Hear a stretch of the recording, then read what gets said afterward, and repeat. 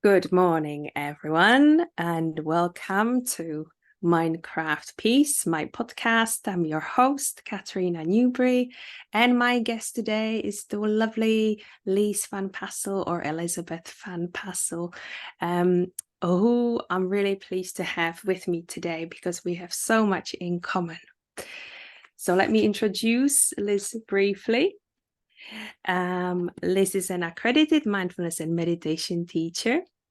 She's also an intuitive energy healer, and her background is in physiotherapy, personal training, and acupuncture. And she blends her work, that is meditation, with different healing modalities. And she's shared some superpowers with me, but we'll come to those in a moment. And I was drawn to invite Lise on to my podcast because we both trained with Lorraine Murray, who's the founder of Connected Kids, a wonderful program for anyone who wants to teach children meditation, however, from like a heart sentence based and intuitively. And when someone pops up for you across the social media and then you're drawn to them, it's like, there's something about Liz. I think I'd like to connect with her. So it's my pleasure to have you here, Liz. How are you this morning? Thank you for having me. I'm good. I'm really good. I'm actually super nice also, super happy also to connect with you because I was following your work and loved the way you honestly spoke about all your thoughts and your creations and how you inspire other parents to really bring some mindfulness within their families. Oh, thank you. It was meant to be, as they say. So here we are. It's the 21st of September, and it so happens that next week, Connected Kids are running a 5-day meditation or teach meditation challenge. So we'll be speaking to parents who would be interested to trying it out for themselves and for their children. We'll share the details later and in the links. But I have introduced you now, Liz, from what you've shared with me. What would you like to say about yourself, in addition, as an introduction to what I've already said, so people know a little bit more? So, perhaps maybe how I came to meditation. So, the first time I got introduced to meditation was when I was a young acupuncturist and I just started my own clinic. And that was super exciting and I was extremely happy and proud about that. But I realized that I picked up a lot of things from my clients. I could often feel their pains. I could pick up on their emotional fields and sometimes even their thoughts and patterns. And even if that was sometimes beneficial to help the treatments, it really gave me a big sense of fatigue and overwhelmness of all these impressions. So my first impression with meditation was in a course that was called Intuitive Development. And I guess in that course, I learned probably more about my own energy, about my body than I learned all my years in school. And it inspired me it's kind of made me start this journey of constant wanting to learn more and know more because there is so much more to learn about health and creating a life that is really major, joyful and easy. And so that was my first introduction to meditation. And I came to acupuncture as a person that had suffered many years from severe back pain, being really probably overloaded with emotional baggage too. And I blamed everyone and everything for my pains and my issues. And I kind of felt like I was just unlucky. I didn't take any responsibility for my own issues. Up to a point where I think I was about 22, I think 22, 23. I had this vision of myself. I said, if I continue like this, I can see myself ending up in a wheelchair when I'm 30, because the pains were so often and so much and daily that I often would party more and drink more alcohol just to cover up with the pain. And I would just have many days off work that I couldn't just go. Some part of me was hiding most of all of these things for my friends and even some of my family, just to keep going, being the nice person you are, and you want to fit in and make your life like everyone else does. So that led me to studying acupuncture and getting a much deeper understanding in how it's all connected, how I really need to take responsibility for my body and my emotional life and my mental life. And that was a big shift, and it took many years for me to clean up my mess, to clean up my body, start eating healthy, and really listen to my body, listen to what it says and act upon it, instead of just accepting, demanding that my body would be able to do the same things as a sister or a friend.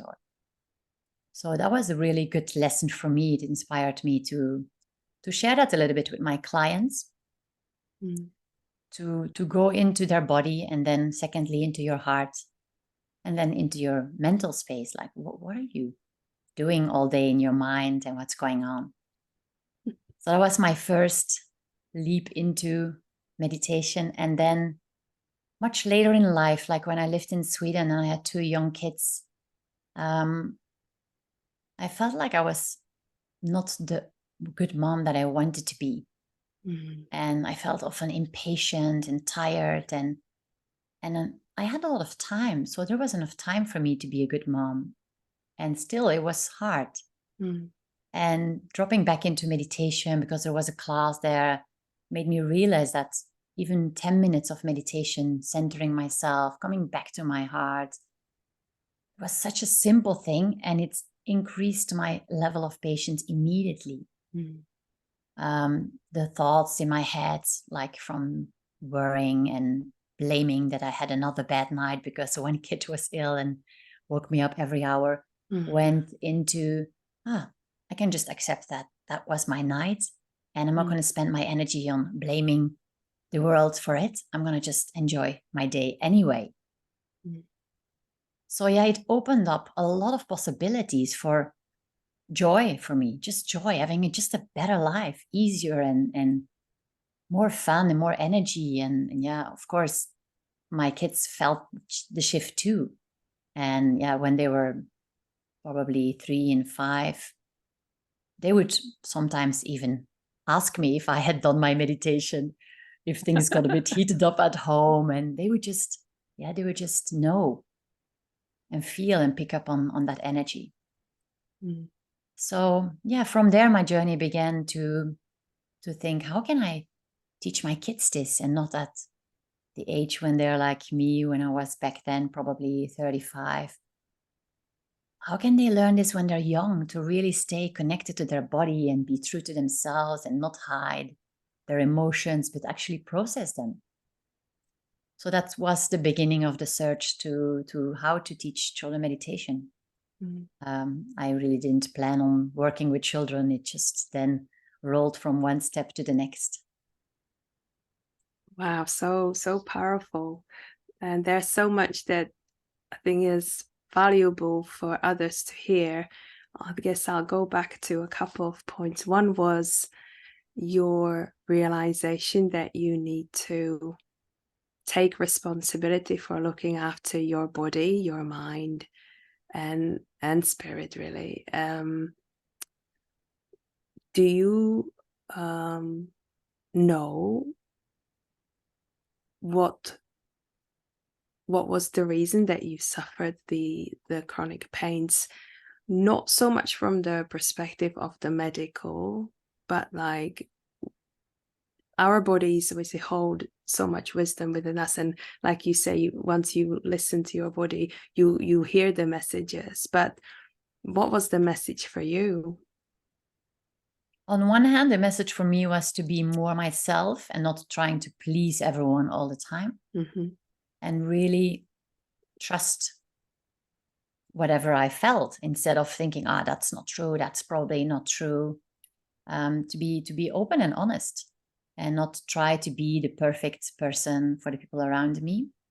Mm. And I think also at home, perhaps I hadn't learned maybe how to process your feelings, like what do you swallow and how do you swallow it, and how much can one swallow, and then it becomes like an emotional baggage that is so abundant. So I'm sure that part of my chronic back pains and hip inflammations and skin problems came from not being myself, not loving myself enough. Like the self-love was not there.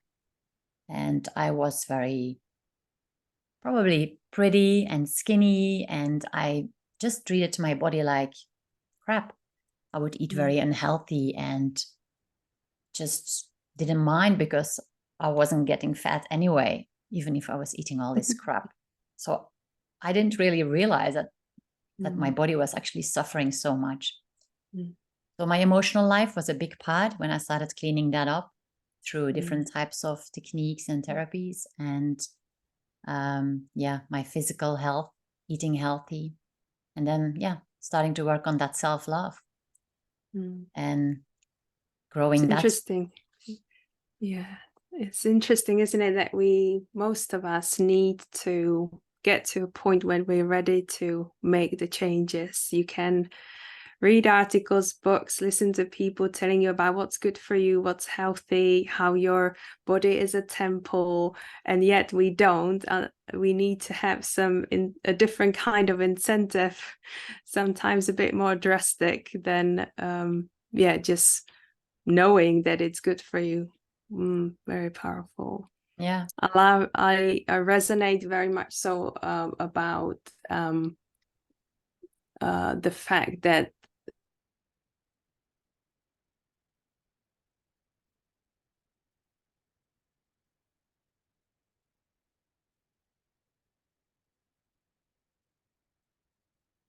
I think your video is freezing for me, but perhaps, and your sound too.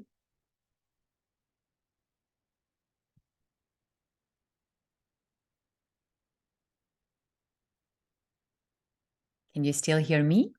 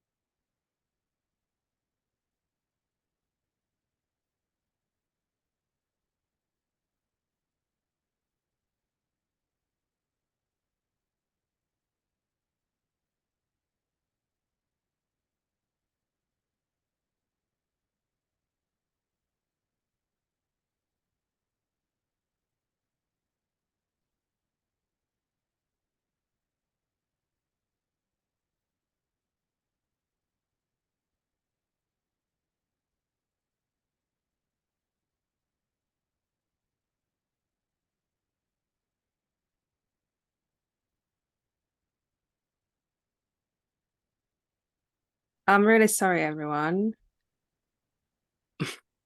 My apologies to everyone and to you, Liz. My computer just crashed.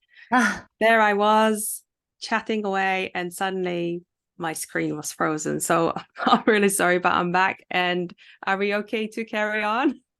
Sure. That's what life is all about. I know. Right. The last thing I was talking about was appreciating your awareness of how important it is to look after ourselves, our body, and loving and accepting our body for the temple that it is.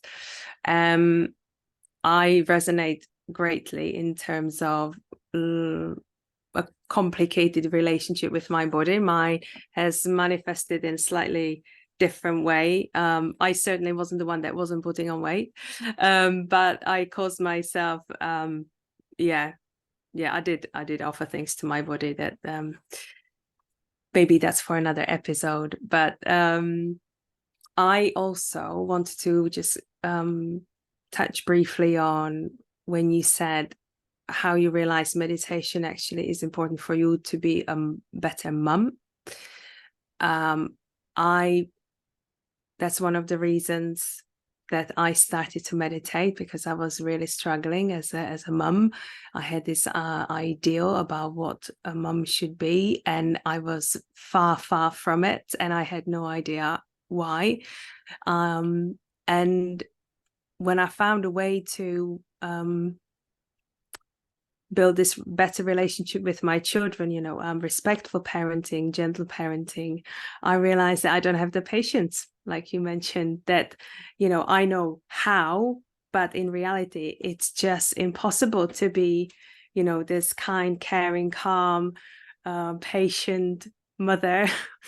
And there was,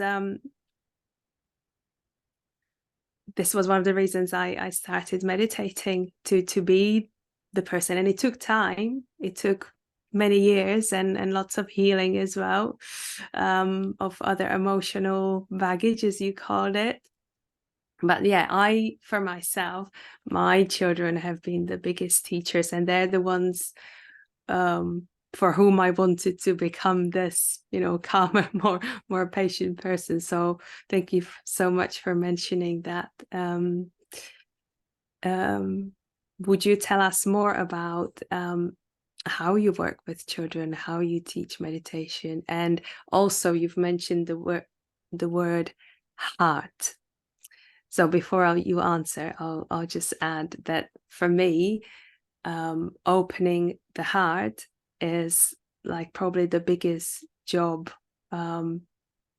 we have for ourselves. Open our own hearts, then help others to open theirs. I don't know what it's been like for you, because your website is actually called Heart Power, and you've listed it as one of your superpowers. So when I read that you're a heart opener, someone who opens a heart, I was like, actually, I feel the same way. So would you tell us a little bit more about that and how you incorporate it into your work? Yes, how nice that you feel it the same way. I think the meditation comes back to being who you already are. And that is like this purest being with an open heart. But unfortunately, this world is quite rough. And often at a young age, we learn to protect ourselves. We build some walls here and there. And we just have these tiny little holes to peek through and see the world. And we feel safe behind our wall. But the safety mechanism works for a moment. But then the desire to live fully and to have joy and to love fully and to also receive love fully is always there. So it keeps on mixing us around until we kind of are ready to let go of this wall. And I think we all have things in childhood that have hurt us, because children are so sensitive and so pure that even the best parent cannot make sure that the child will never have any trauma. There is always small bits of trauma happening for children. And heart opening is the essence of life for me. And it's also the essence of my work. And that's why my business is called Heart Power. I love that. Yes. It's a bit like when you go on a mountain hike for a few days. I love nature. I know you do too. We have a lot in common. Let's hope we can once meet face to face in real life instead of on the computer. Yeah, isn't Imagine that's... you're one of... Yes. Go ahead. I love how you described the way children come into this world, that we are all born just being pure souls, and then life happens and we build these walls.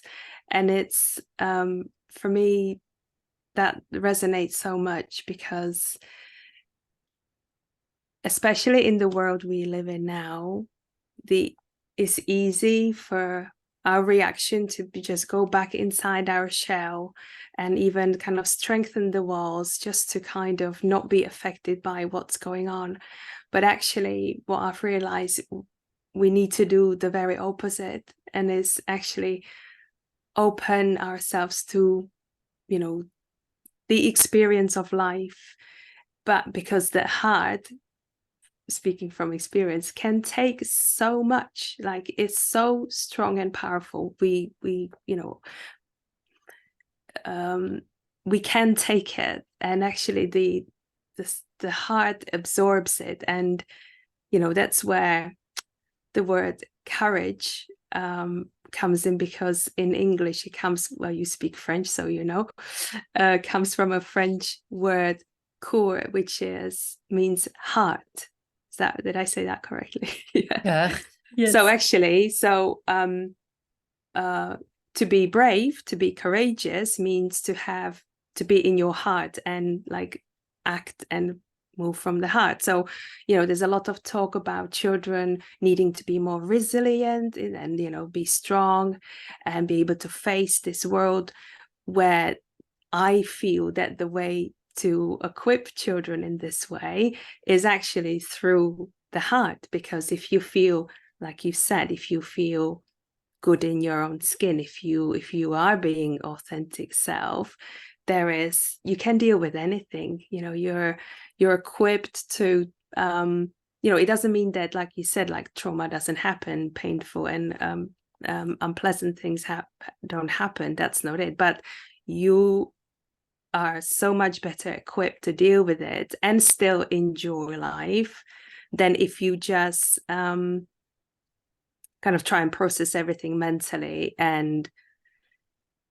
be disconnected from your body, because that's what it means. If you're not in your heart, you're not in your body, and you're just in your mind. Yes, beautiful. I love that connection between the cœur, the French word, and courage. Actually beautiful, because when you're rock bottom in a deep dark place, and we all have these moments in life, you feel there is this, once you open up to this vulnerability, you feel there is so much power in us, and that is our heart. That is the love we carry around us, in us, and it's a source that you can never just run out of. It's always there. We just have to sometimes turn up the volume, break down some walls, give some space, and then we just realize, oh, it's still there. It's courage. Okay. So how do you bring this approach to teaching children meditation? Yeah, so I think in children, they are much closer to nature than we are, and they're still much more connected to these innate abilities that we have to solve everything in life. We actually have the solutions ourselves. We have all these powers. Of course, these days children live a lot inside. They're not a lot in nature. They have a very busy schedule. So there comes a lot to them. It's intense. And I think in my meditation classes, what I both if you do one-on-one or in groups, what I try to do most is just activate their innate powers again. And of course, we speak of self-love, and that is a major important one.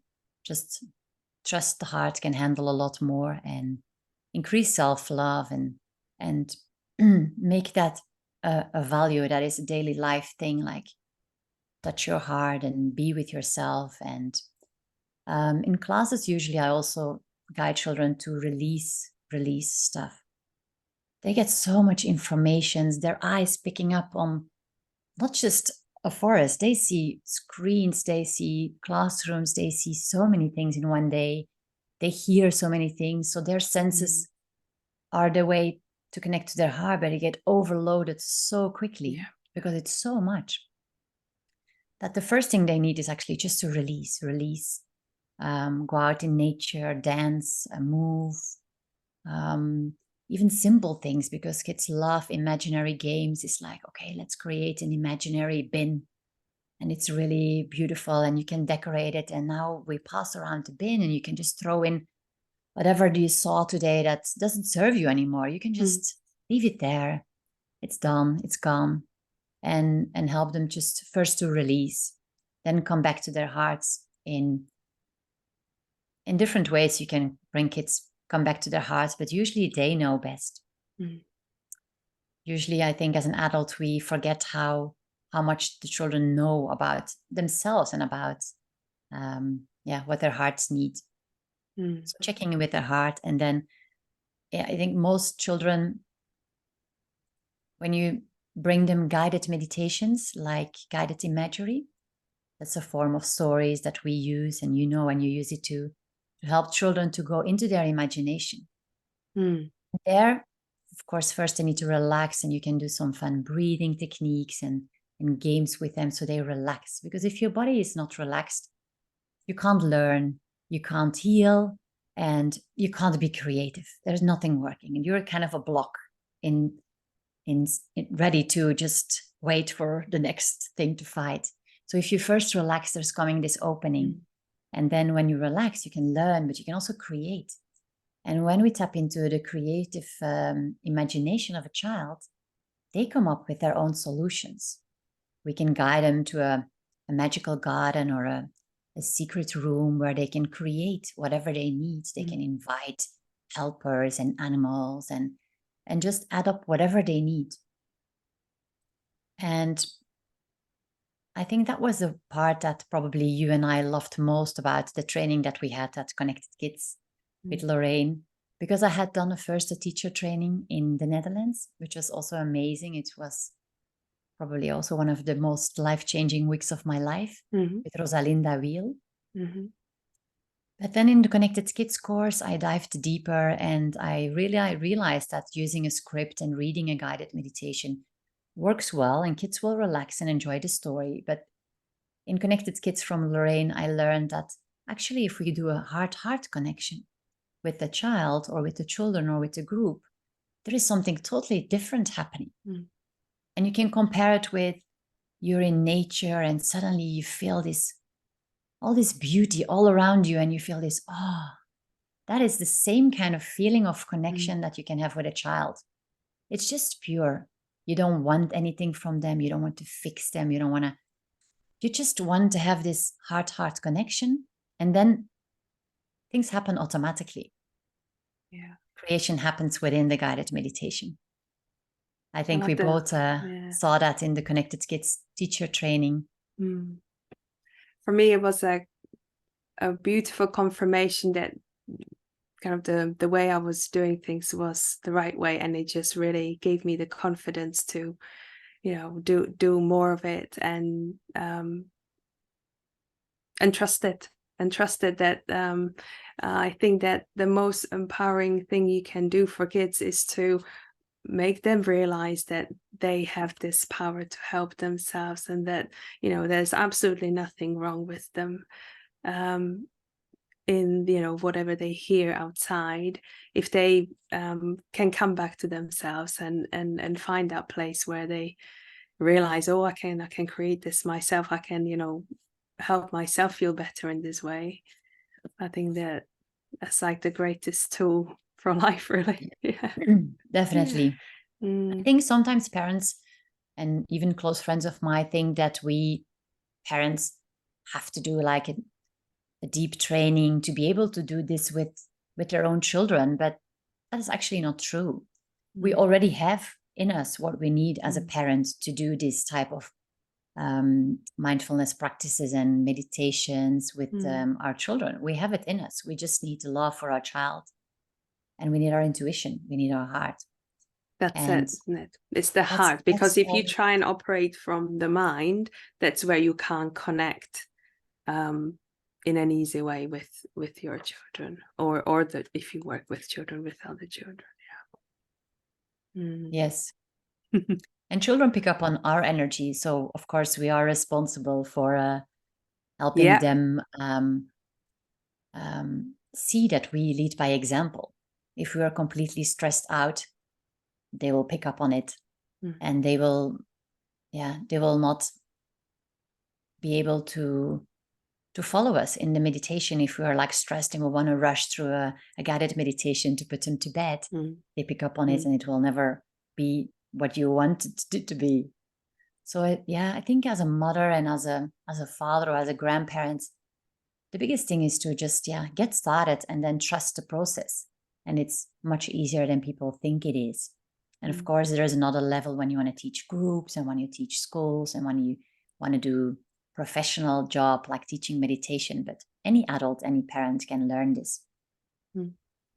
Yeah, I really resonate with this because, like I've said before, the reason I meditate and started teaching children meditation is because my own children were such a mirror to my own emotional state and the fact that I can't regulate my nervous system, and they were on the receiving end of whatever I was kind of, what was happening for me. And the fact that it's 24/7, they're the greatest teachers, because you can't, in a job, you leave the office and, you come back the next day. But with children, especially when they were younger, it was full on. And I'm forever grateful for this. And I want to kind of maybe send out a little encouragement, because I will be honest here. For me personally, it's easier to create this space for other children than it is for my own. So if there are parents out there that would struggle with this, I just want you to be very, very, very kind to yourself, and just maybe step by step, and most importantly, do it for you.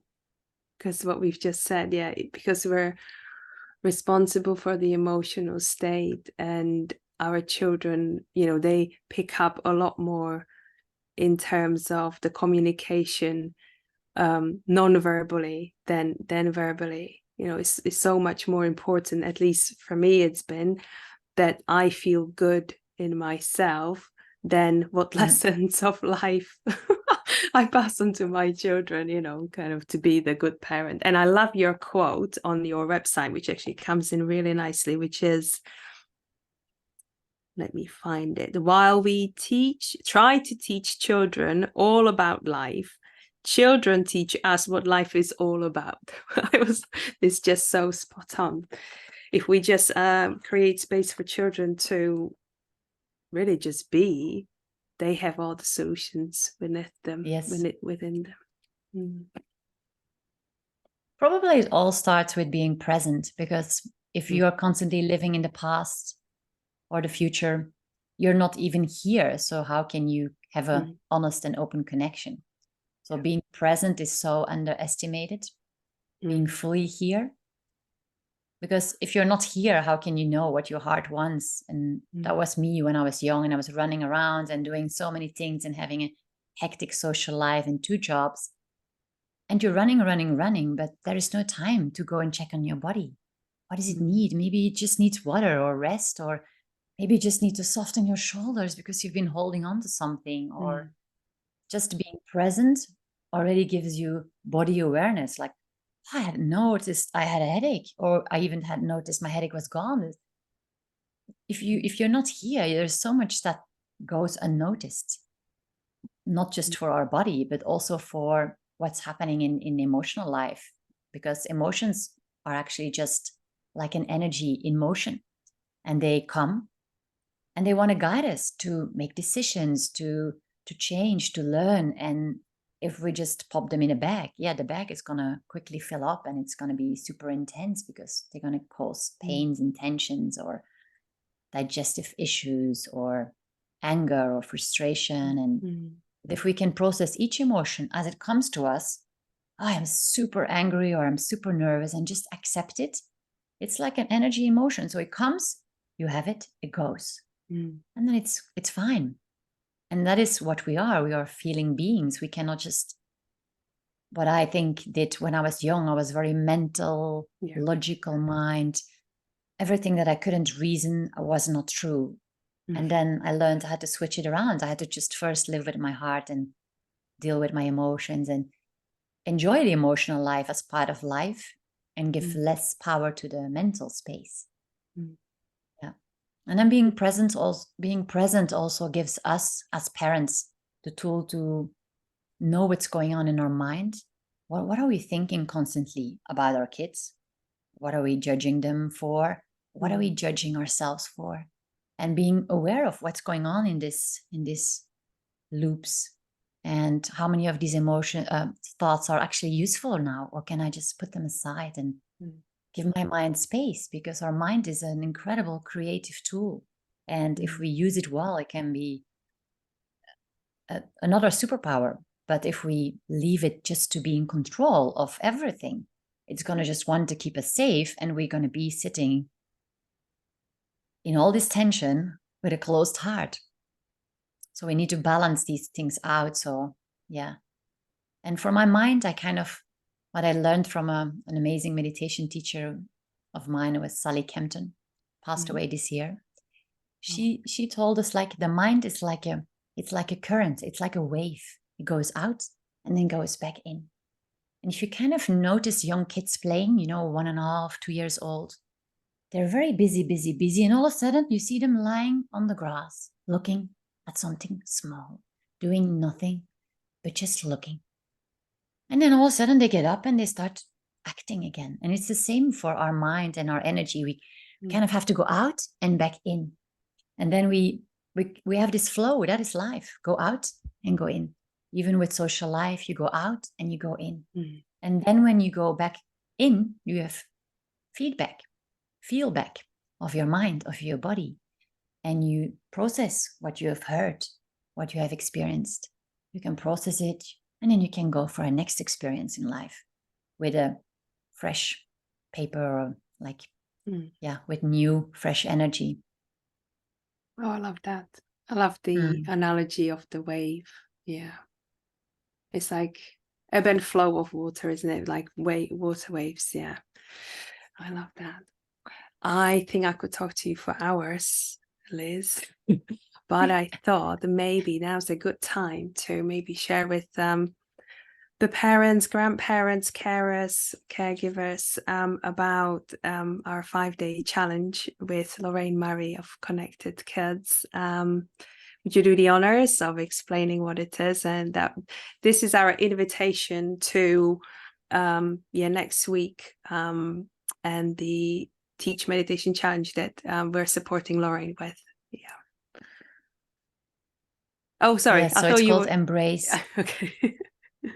Yes. You wanted? Yeah, you can explain it. No, because I was waiting for you. You go.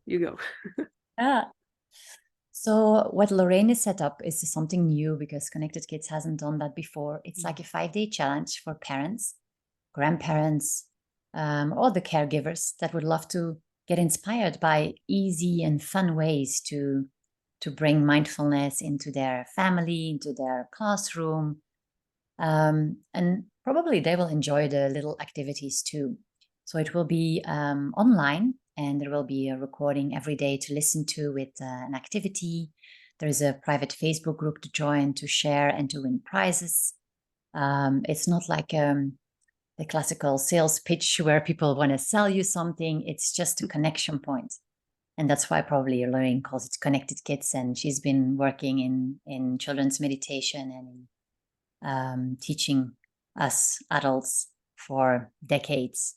So I think I can only encourage everyone to just sign up and join us next week, and come and share what your experience is. And don't hesitate to come to the Q&A and ask all your silly questions and all your maybe your thoughts and questions about meditation and what it is and what it is not. There's going to be a lot of support. I can confirm that. You're not going to be on your own, and also don't feel that you only have the 5 days to do it. Lorraine will be allowing extra time for everyone to be able to finish what they've started. So yeah, we'll share the links below, and come join us. The one thing that is Lorraine is very good at is making it fun and engaging. So it's not going to be, we're not going to be asking you sit on a cushion for half an hour. Certainly not. There's going to be no PowerPoint presentation. No. And there's going to be all natural. Yes. So I wonder if there's anything you'd like to share with the world, with the audience, before we finish, Liz? Perhaps maybe I can share a metaphor, like, why would you want to add meditation to your life? And you can compare it with going on a 2-day mountain hike, you're going to need all the gear just to have the energy. You have to prepare. You have to get the rain jacket. You have to bring food. You have to prepare. The same way for life, if we use our qualities that we have in us, like within meditation, what we use being present. We use grounding, like a tree, deeply rooted. So we can support some storms. So it's actually building skills we already have, but we have just forgotten them a little bit. How to protect ourselves from intense situations or crowded places or intense people. How to protect our energy. And it's the same as going on a mountain hike. If you're for me, if life gets hard and you have these basic skills rolled out and practiced, then when life gets a little bit difficult, you will have your tools to really, go on and stay centered and still be present. Amen to that. Thank you so much, Liz. I've had a wonderful time chatting to you. I do recommend everyone check out Liz's website.